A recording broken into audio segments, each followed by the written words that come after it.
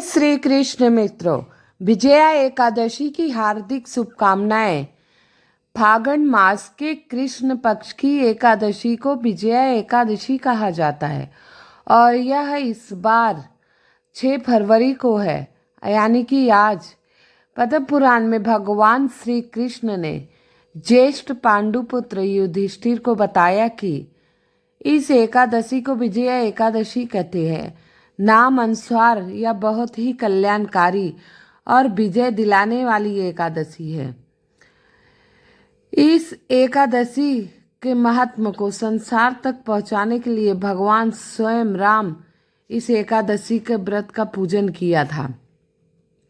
इसके बाद विजय और मोक्ष के लिए सांसारिक लोग इस एकादशी का व्रत करने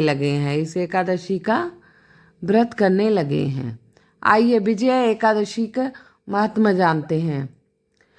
प्रभु श्री राम लंका पे विजय के लिए जब भगवान राम सागर तट पर वानर सेना के साथ पहुंचे, तब उनके सामने बड़ी चिंता यह थी कि वह वानर सेना सहित सागर पार कैसे करें। ऐसे में लक्ष्मण जी ने भगवान राम को संबोधित करते हुए कहा, हे प्रभु, आप सब जानते हुए भी यह मानवीय लीला कर रहे हैं। उस कारण से आप इस छोटी सी समस्या को लेकर चिंतित हैं।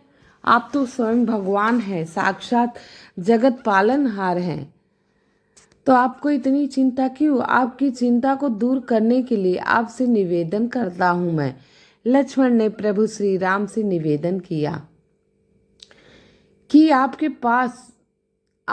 यहाँ पास में ही निवास करने वाले ऋषि बल्लकाय से मिलें। ऋषि यहाँ के आगे मार्ग सुलझा सकते हैं। ऋषि आपको यह मार्ग का रास्ता बता सकते हैं। लक्ष्मण के अनुमय पूर्ण वचनों को सुनकर भगवान ने श्री राम ऋषि के पास गए। ऋषि को अपनी सारी समस्या एवं परेशानी बताई, मार्ग को सुलझाने के लिए कहा, समस्या कैसे दूर होगी इसका उपाय बताने के लिए कहा।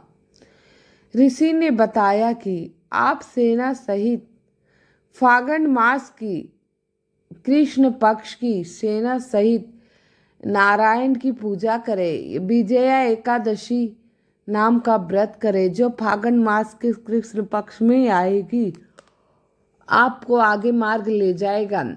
ऐसा सुनकर प्रभु श्री राम ने एक कलश पर पल्लव रखकर भगवान नारायण की प्रतिमा की स्थापना की और उनकी पूजा वहीं की।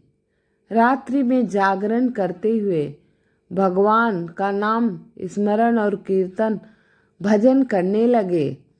अगले दिन सुबह भगवान की पूजा कर कर ब्राह्मणों को दान दक्षिणा दें। इस व्रत को प्रतिष्ठा, विजय, संकट से मुक्ति और मोक्ष की प्राप्ति होती है। जो इस एकादशी व्रत की कथा सुनता है, पढ़ता है, उसे वाजपेयी नामक उत्तम यज्ञ की पुण्य की प्राप्ति होती है।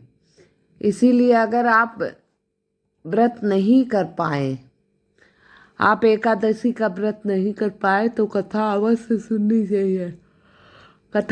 सुननी चाहिए। विजया एकादशी की व्रत कथा सुनने से सभी पापों से मुक्ति मिलती है।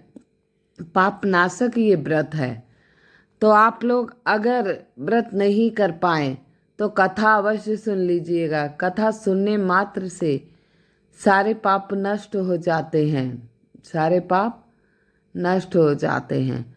तो आप ये कथा अवश्य सुनिएगा। प्रभु श्री राम ने भी व्रत किया था और पूजा की थी, तो आप लोग कथा सुनिए। और आइए एकादशी के विशेष उपाय के बारे में जानते हैं। आज के दिन सुबह स्नान ध्यान करने के बाद पीला वस्त्र आप धारण कीजिए। साथ में भगवान विष्णु और माता लक्ष्मी की पूजा कीजिए। धूप दीप नैवेद्य चढ़ाकर पीले पुष्प आप समर्पित कीजिए। और ओम नमो भगवते नारायणाय, ओम नमो भगवते नारायण।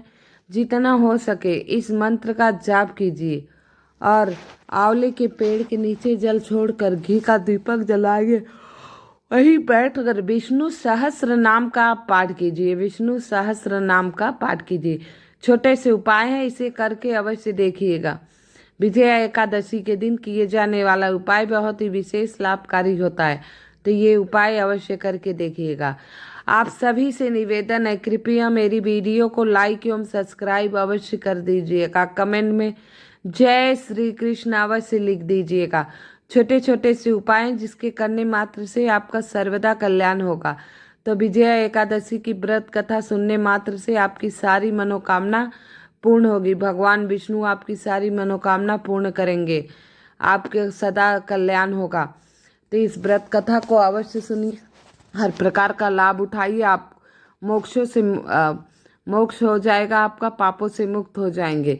इस व्रत को आज करने से हल्दी का या केसर का तिलक भगवान को लगाकर स्वयं लगाइए। भगवान को पहले हल्दी का तिलक लगाइए, इसके बाद अपने मस्तक और कंठ पर हल्दी का तिलक अवश्य लगा लीजिए।